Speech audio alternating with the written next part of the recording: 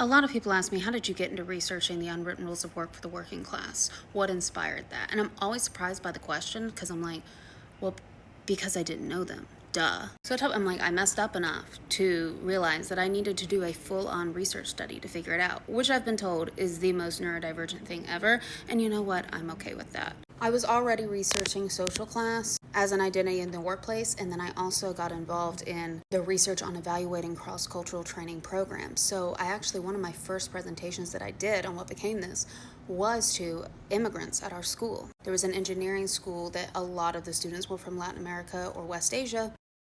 Come speak. One of my research assistants, who was transcribing my social class data for my master's thesis, was like, I really want to get into this line of work.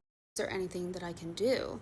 And I was like, I knew her parents were from Brazil and Mexico. And I was like, yeah, why don't we do this whole workshop where instead of shaming people for not knowing these unwritten things, we tell them our own cultural blunders, walk them through our own self-deprecation, and then give them the rules to empower them.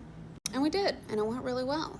That was before I did a whole dissertation on it. This was just knowing the cross-cultural research, having done class research, having done more international global research.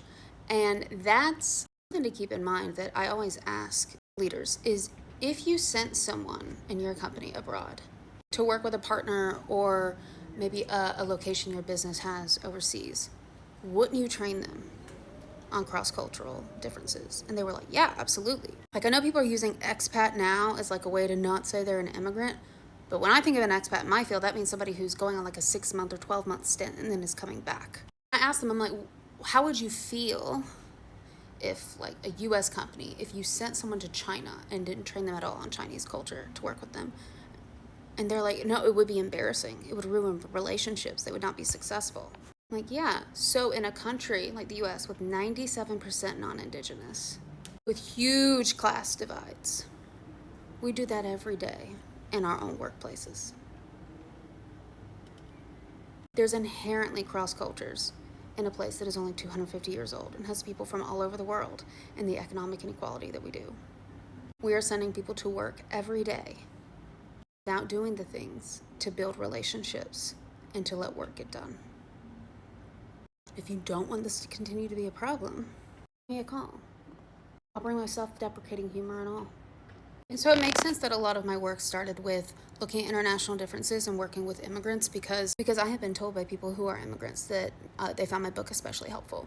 And if you've been following me for a while, you know that I pulled my book temporarily to switch publishers because there were issues that I can't go into for legal reasons, but it's coming back out this summer. And recently in my school, so once a week I do group coaching in my school. The link's in my bio for that. And someone was attending who was in the United States but from South Asia. And they were like, I want to refer your book to other people I know who are immigrants because it's just so illuminating for us, even beyond class differences. Like, class in America is still different. And I was like, trust me, I want it back out there too. But it makes sense that my work has always been shaped by trying to make something tangible that only has power because everybody thinks that it's an individual problem and not that it is something that is largely not discussed even within its own country.